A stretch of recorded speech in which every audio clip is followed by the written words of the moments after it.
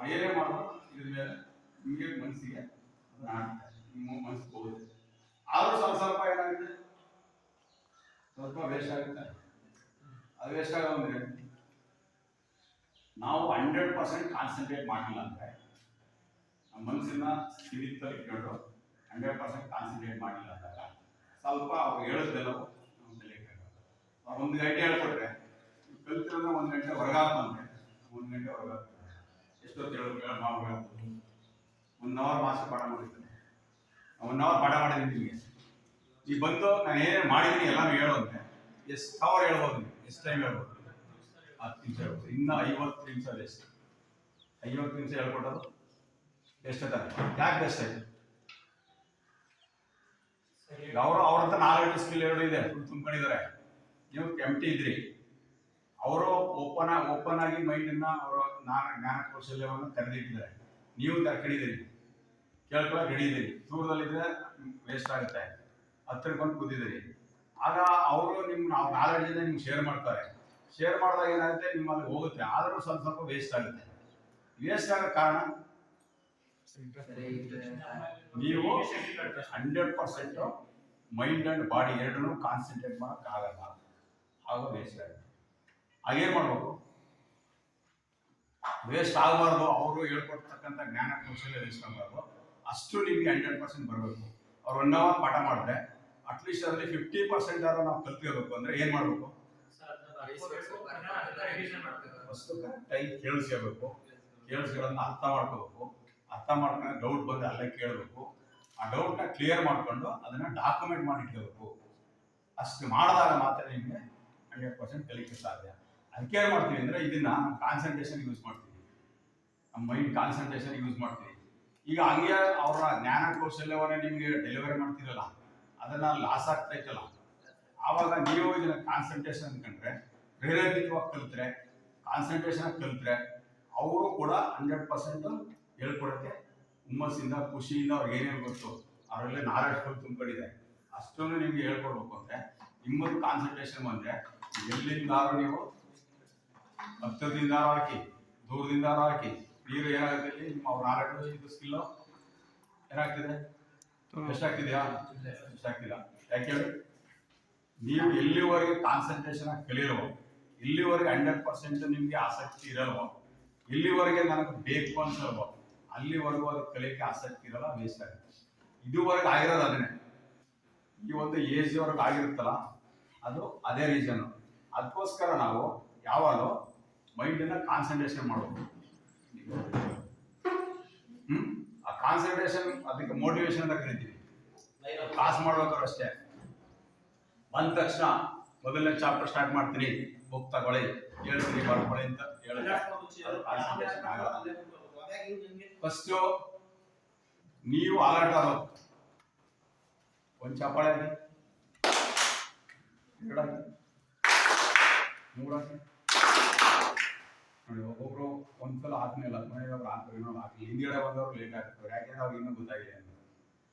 Concentration ಮಾಡಬೇಕು ಅಂದರೆ ಚಪ್ಪಾಳೆ ಹಾಕಂದು 2 ರೂಪಾಯಿ. ಒಂದು ಬ್ಲಡ್ ಸರ್ಕ್ಯುಲೇಷನ್ ನೀಟಾಗುತ್ತೆ, ಇನ್ನೊಂದು ನಾವೆಲ್ಲ ಮೈಂಡ್ ಡೈವರ್ಟ್ ಆಗುತ್ತೆ, ಆ ಮೈಂಡ್ ವಾಪಸ್ ಬರ್ತದೆ. ಅದೆರಡು ರೀಸನ್. ಹಂಗಾಗಿ ಆಕ್ಟಿವಿಟಿ ಬೇಸಲ್ಲಿ ಕಲಿಸ್ತೀವಿ ನಾವು. ಆಕ್ಟಿವಿಟಿ ಬೇಸಲ್ಲ ಅಂತಂದರೆ ಇತ್ತೀಚೆಗೆ ನಲಿ ಕಲಿ ಅಂತೆಲ್ಲ ಬಂದಿದೆ. ಒಂದು ಮಗುನ ಕುದುರೆ ಯಾವುದು ತೋರಿಸು ಅಂದರೆ ಕುದುರೆ ತೋರಿಸುತ್ತೆ. ಅಲ್ಲಿ ಒಂದು ಚಿತ್ರ ಇಟ್ಬಿಟ್ಟು ಅಲ್ಲಿ ಆಪಲ್ ಯಾವುದು ತೋರಿಸು ಅಂದರೆ ಆಪಲ್ ತೋರಿಸುತ್ತೆ. ಆದ್ರೆ ಏನಾಯ್ತು ಅದಕ್ಕೆ? ಕಲಿ ನಲಿ ಕಲಿ ಸಿಸ್ಟಮ್ ಇದೆಯಲ್ಲ, ಅದೇನದು. ಅದನ್ನ ಖುಷಿ ಕಲಿಬೇಕು ಅಂತ. ಆ ಖುಷಿ ಕಲಿಬೇಕಂದ್ರೆ ಬಲವಂತವಾಗಿ ಕಲಿಯಲ್ಲ. ಬರೀ ಅಂತಂದ್ರೆ ಒಂದು ಚಿತ್ರ ಬರೀ, ಯಾಕೆ ಚಿತ್ರ ಬರೀ ಅಂದರೆ ನಾನು ಬರೆಯಕ್ಕೆ ಬರಲ್ಲ ಅಂತದೆ, ಆಗಲ್ಲ ಅಂತದೆ, ಒಂದು ಕುದುರೆ ಚಿತ್ರ ಬರೀ ಅಂದರೆ ಕಷ್ಟ ಆಯ್ತದೆ. ಬರೀಬೇಕಾದ್ರೆ ಅರ್ಧ ಗಂಟೆ ವೇಸ್ಟ್ ಆಗುತ್ತೆ ಟೈಮ್. ಅದಕ್ಕೆ ನಮ್ಮ ಮನಸ್ಸಲ್ಲೇನೋ ಅದು ಕುದುರೆ ಯಾವುದು ಅಂತ ಅದಕ್ಕೆ ಅರ್ಥ ಆಗಬೇಕು. ಅದಕ್ಕೆ ಆನೆ ಯಾವುದು ಅಂತ ಅರ್ಥ ಆಗಬೇಕು. ಆನೆ ಸೊಂಡ್ಲು ಯಾವುದು ಅಂತ ತೋರಿಸ್ಬೇಕು, ಆನೆ ಕಿವಿ ಯಾವುದು ಅಂತ ತೋರಿಸ್ಬೇಕು, ದಂತೆ ಯಾವುದು ಅಂತ ತೋರಿಸ್ಬೇಕು. ನಮ್ಮ ಮನಸ್ಸಲ್ಲಿ ಇರ್ತದೆ. ಅದನ್ನೇ ಬರ್ಕೊಂಡು ತೋರಿಸೋದಾಗ 1 ಅವರ್ ಕುತ್ಕೊಂಡು ಬರೀತದೆ. ಅದು ಅಲ್ಲಿ ಟೈಮ್ ವೇಸ್ಟ್ ಆಗುತ್ತೆ. ಅದು ಎಲ್ಲೋ ಒಂದು ಕಡೆ ಆನೆ ಬರ್ದಿಟ್ಬಿಟ್ಟು ಮಗುವಿಗೆ ಕೂಸ್ಕೊಂಡು ಆನೆ ತೋರಿಸ್ಬಿಟ್ಟು ಅಲ್ಲೋ ಇಂಥ ಪಾಟ್ ತೋರಿಸೋದು ಈಸಿಯಾಗಿ ತೋರಿಸ್ಬಿಟ್ಟು ಅವಾಗ ಟೈಮ್ ವೇಸ್ಟ್ ಕಮ್ಮಿ ಆಯಿತು, ಈಸಿಯಾಗಿ ಕಲಿಕಾಯ್ತು. ಅದರ ಕಲಿ. ಇಲ್ಲೂ ಅಷ್ಟೇ, ನಾವೇನೇ ಒಂದು ಮಾಡ್ಬೇಕಂದ್ರೆ ಮಾಸ್ಟರಲ್ಲಿ ಇರ್ತಕ್ಕಂಥ ಜ್ಞಾನ ಕೌಶಲ್ಯ ಜಾಸ್ತಿ ಇದ್ದೇ ಇರುತ್ತೆ. ಇಲ್ಲ ಅಂದ್ರೆ ಹೇಳ್ಕೊಡಕ್ಕೆ ಸಾಧ್ಯನೇ ಇಲ್ಲ.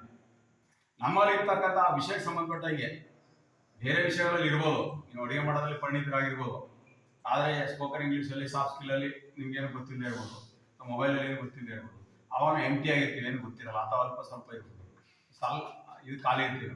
ಆದರೆ 100% ಕಲಿಬೇಕು ಅಂದಾಗ ನೀಟಾಗಿ ಮಾಸ್ಟರ್ ಏನು ಹೇಳ್ತಾರೆ ಎಲ್ಲವೂ ಸ್ಪಷ್ಟವಾಗಿ ಕೇಳ್ಕೋಬೇಕಾದ್ರೆ ನಾವು ಮೋಟಿವೇಶನ್ ಇರಬೇಕು, ಪ್ರೇರೇಪಣೆ ಇರಬೇಕು, ಕಲಿಯಕ್ಕೆ ಆಸಕ್ತಿ ಇರಬೇಕು. ಎಲ್ಲ ಸಮಸ್ಯೆನೂ ಕೂತ್ಕೊಂಡು ಕಲಿಯಕ್ಕೆ ಬಂದಾಗ ಎಲ್ಲವನ್ನೂ ಬದಿಗೊತ್ತಿಡ್ಬೇಕು. ಏನೇನು ಸಮಸ್ಯೆ ಇದ್ರೆ ಆಮೇಲೆ ನೋಡ್ಕೊಳ್ಳೋದು.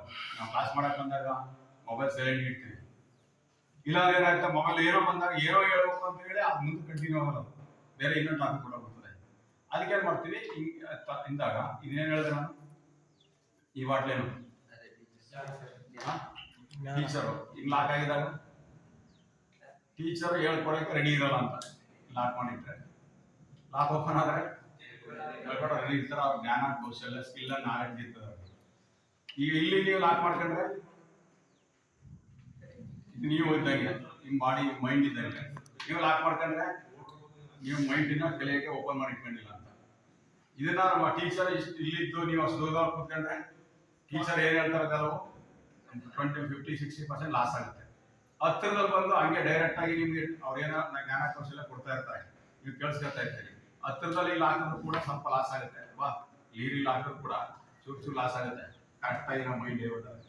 ಹಾಗೇನು ಮಾಡ್ಬೇಕು, ಅದಕ್ಕೆ ಮೋಟಿವೇಶನ್ ಹೇಳ್ತೀವಿ. ಅದಕ್ಕೆ ಇದನ್ನ ಜಸ್ಟ್ ಮೋಟಿವೇಶನ್ ಪರ್ಪಸ್ ಅಷ್ಟೇ. ಅವಾಗ ನೀವು ಎಷ್ಟೇ ದೂರದಿಂದ ಹಾಕಿ ಆಗೇನಾಗುತ್ತದೋ ಏನೇ ಮಾಸ್ಟ್ ಏನೇ ಡೆಲಿವರ್ ಮಾಡಿದ್ರೆ ಅದು ನಿಮಗೆ ತಲುಪ್ತಾರೆ. ಅದಕ್ಕೆ ಏನಂತಂದ್ರೆ ಯಾವುದೇ ಒಂದು ಕೆಲಸವನ್ನು ಮಾಡಬೇಕಾದ್ರೆ ನಾವು ಬಾಡಿ ಮೈಂಡು ಎರಡನ್ನೂ ಕೂಡ ಸೀಮಿತದಲ್ಲಿ ಇಟ್ಕೊಂಡು 100% ಕಲಿಬೇಕು. ನಿಮ್ಮಲ್ಲಿ ಸುಮಾರು ಜನ ಕೆಲಸ ಸಿಕ್ಕಿದೆ, ನೀವು 4-5 ಜನಕ್ಕೆ ಸಿಕ್ಕಿರಬಹುದು, ಮತ್ತು ನಾಳೆ ಸಿಗುತ್ತೆ. ಅವ್ರು ಸಿಕ್ಕಿದೆ ಅಲ್ಲ ನಾಳೆ ಸಿಕ್ಕಿಲ್ಲ ಅಂತ ಅಂದ್ಬಿಟ್ಟು ಡಿಪ್ರೆಷನ್ ಕೂಡ ಹೋಗ್ಬಿಟ್ರೆ ಅದು ಮತ್ತೆ ನಿಮ್ಗೆ ಸಿಕ್ಕದೇ ಇಲ್ಲ. ಹಾಗೇನು ಮಾಡೋದು, ಅವ್ರಿಗೆ ಯಾಕೆ ಸಿಕ್ತು ನಂಗೆ ಯಾಕೆ ಸಿಕ್ಕಿಲ್ಲ, ನಾವೇ ಆತ್ಮಾವಲೋಕನ ಮಾಡ್ಬೋದು. ಆ ನಾಲೆಡ್ಜಲ್ಲಿ ಯಾವ ಇಂಟರ್ವ್ಯೂನಲ್ಲಿ ಆಲ್ರೆಡಿ ಫೇಸ್ ಮಾಡಿದ್ರೆ, ಏನೋ ಇಂಟರ್ವ್ಯೂನಲ್ಲಿ ಯಾವ ಕ್ವಶನ್ ಸರಿ ಹೇಳಿ ಹೋಗ್ತಾರೆ, ಏನೋ ಟೈಪಿಂಗ್ ಮತ್ತು ಇನ್ನೊಂದು ಮಾಡಿದಾಗ ಏನೋ ಹೇಳಿಲ್ಲ, ಅದನ್ನ ಇಂಪ್ರೂವ್ಮೆಂಟ್ ಮಾಡ್ಕೋಬೇಕು. Fail is not A fail ಅಂತ, ಫೇಲ್ ಅಂತ FAIL ಅಂತ